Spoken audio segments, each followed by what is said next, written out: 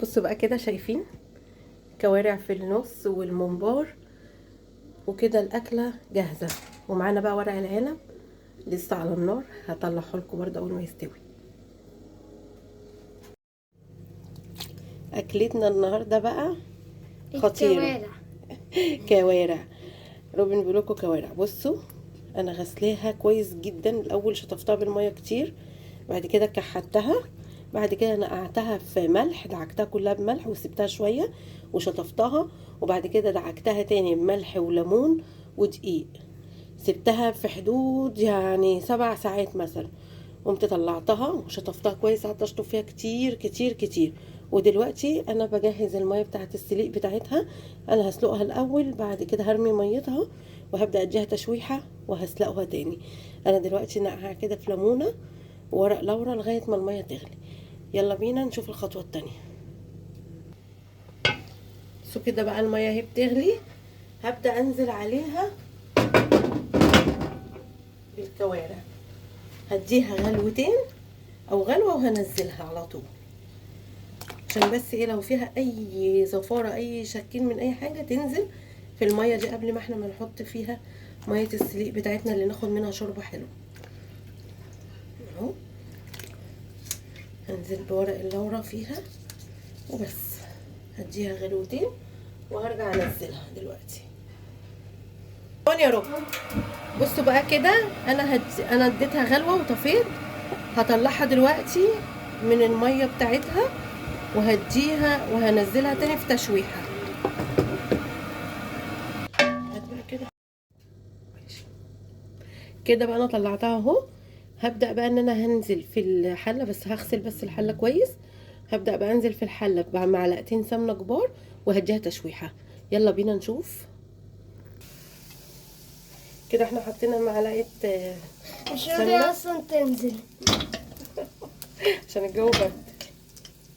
اكترها بس شوية. شوف كده بقى، انا نزلت اهي معلقة السمنة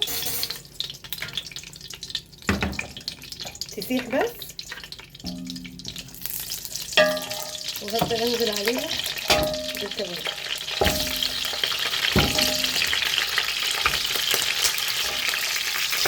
هنديها تشويحة عشان تتغلف بس، وبعد كده هنحط عليها المية وهنديها البهارات بتاعتها.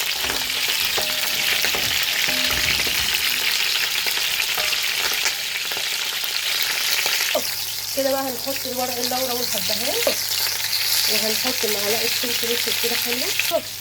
هنبدأ بقى ننزل بالمية عليها. بصوا بقى، التحميرة دي هتدي الشوربة بتاعتها لون ذهبي. هنبدأ بقى ننزل بجزراية متقطعة اهي، وقوطة وطماطمايه وبصلايه. انا هزود ميه تاني وهغطي عليها بقى تتسلق براحتها. هديها غلوتين كده على نار عاليه، بعد كده هوطي عليها النار واسيبها براحتها خالص. هتقعد في حدود من ساعه لساعه ونص. بصوا كده، انا زودت ميه اهي كده كويس جدا الميه كده، وهسيبها بقى واغطي عليها. انا حطيت لها المنكهات بتاعتها وكل حاجه، وبعد كده هغطي عليها. يبقى هنعمل تاني اكله الممبار على الكوارع على النار، وهنعمل ممبار. بصوا بقى، بصوا الجمال نضيف ازاي وريحته. انتوا لو معايا كنتوا هتشموا ريحته.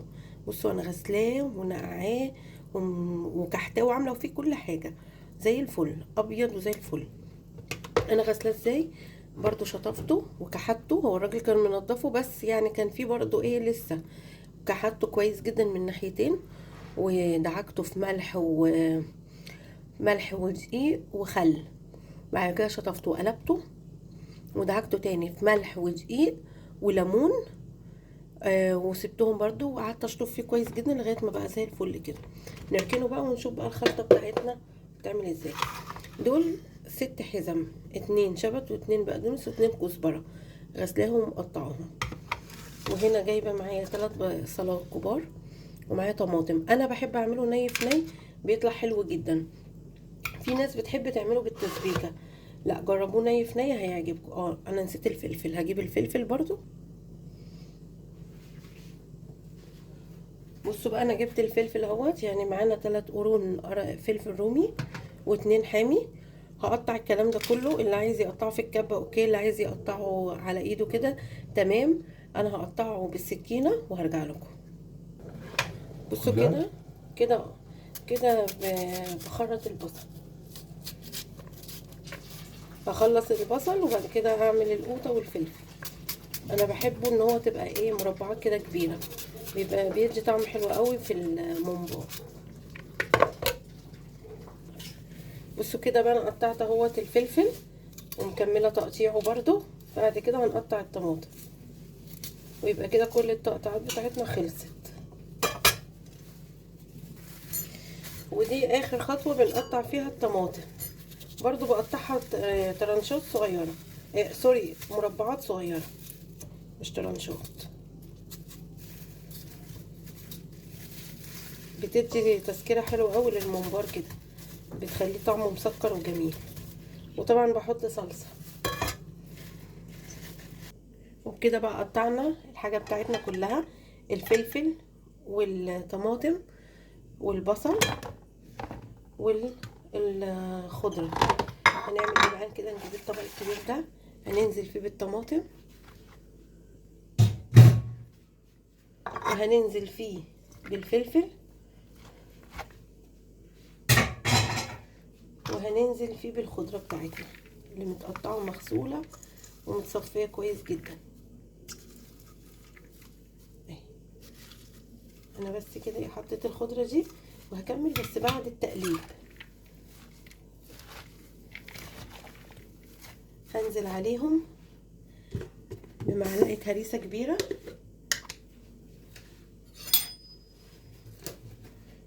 معلقه هريسه اهي تديها طعم حلو قوي وريحه حلوه. هنزل عليها ب3 معالق صلصه كبار عشان اللون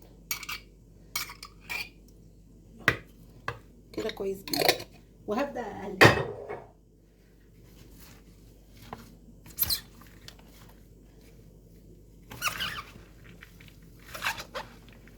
انا لسه ما نزلتش بالرز، الرز غسلاه ومصفيه. انا الرز هحط نص كيلو بس عشان خاطر انا الخضره دي بتاخد مساحه، مع الخضره تكفي.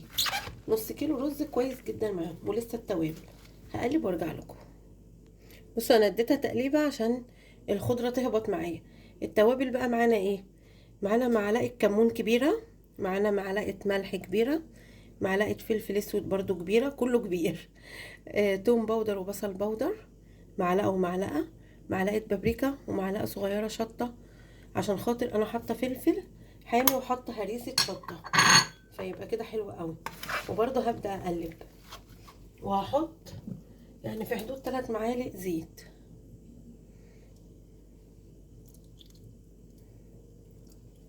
بس كده. وهقلب الخلطه كلها ببعض وبكده تبقى خلصت معانا. لو حابين تحطوا معلقه توم مفروم حطوا، انا ساعات بحطها يعني ممكن احطها دلوقتي برضو اهيت. ومعلقه توم مفروم، هي طبعا متجمده بس هي دلوقتي هتفك مع الخلطه والتقليب. ولما نحط الرز برضو هتفك معاه. اهي كده الخلطه بتاعتنا جاهزه وجميله، واعملوها على ضمانتي ني في ني مش مسبك وهيعجبكم قوي. والخضره كتير اهي والبصل كتير. هنحط دلوقتي الرز بقى معاهم اخر حاجه وهنبدا نحشي. دول نص كيلو رز.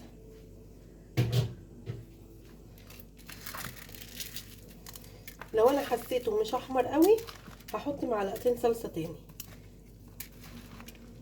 بس هو لما بيستوي كمان بيحمر جدا.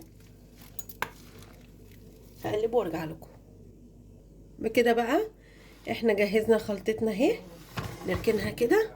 والممبار بتاعنا برضو اهوت ونضيفه زي الفل، شايفين اللمعه اللي فيه من كتر النظافه. هنجيب بقى الصينيه كده عندنا وهنبدا ايه نحشي. ماشي اهو. اهو بصوا بقى، انا بمسكه كده وببدأ احط فيه الرز اهو. بيبقى سهل بقى وبيخلص بسرعة، سريع مش صعب على فكرة. بس انا ممكن بقى احط هنا جنبي شوية رز في الصينية دي واحشي، واللي احشيه احطه ايه في طبق ولا حاجة، وما بنملهاش خالص يعني، بنخليها مبططة. بصوا بحاول ايه ادخل كده، شايفين؟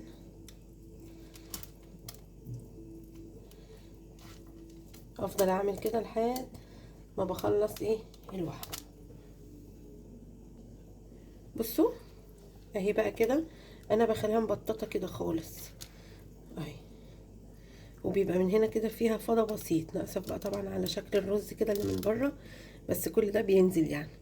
وبنجيب بقى ايه صينيه او حاجه وبحط، او طبق وبحط فيه اهي.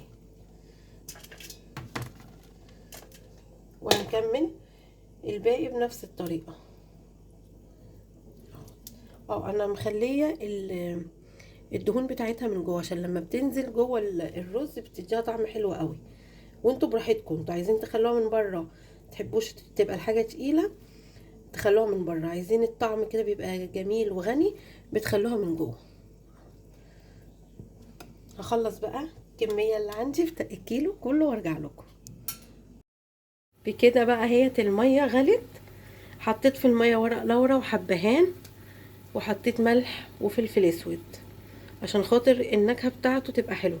وببدا انزل بالممبار، والرز اللي عليه دوت كله هيتشال، انزل بالكميه كلها هي تتسلق.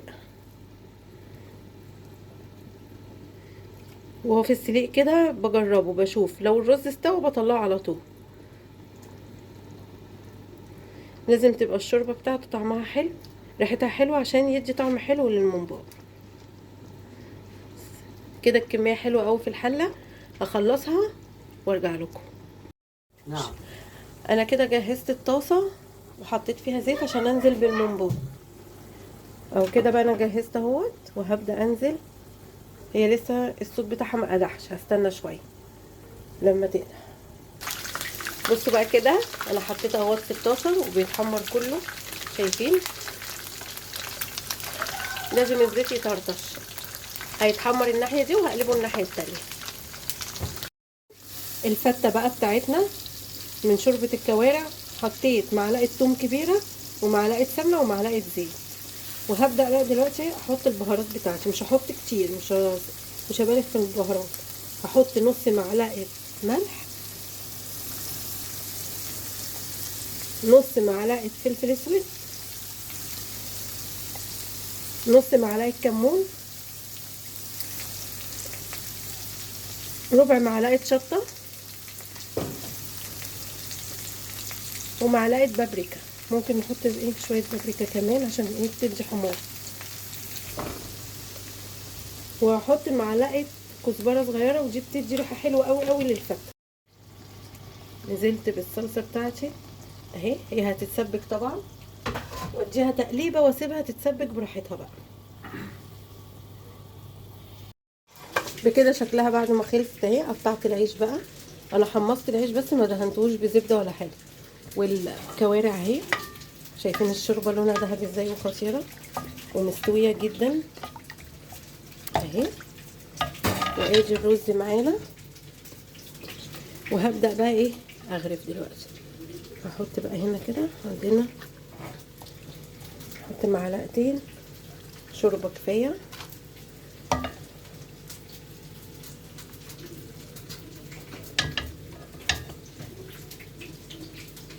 ومعانا الصلصه اهي اللي معموله بالثوم والخل. هبدا انزل بمعلقتين كده على العيش بتاعنا اهو، واركنها واجيب بقى الرز. وهو الرز هنزل بيه وابدا افرده كده.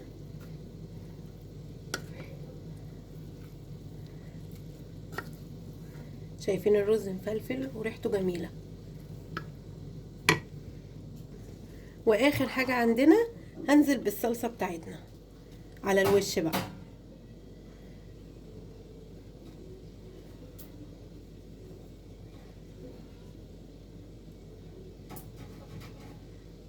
بصوا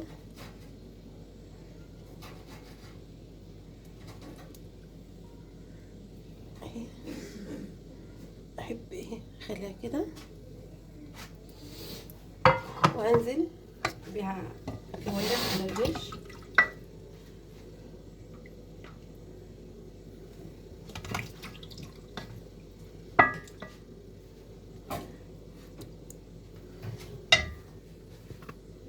وبكده تبقى الصينيه بتاعتنا اهي كملت.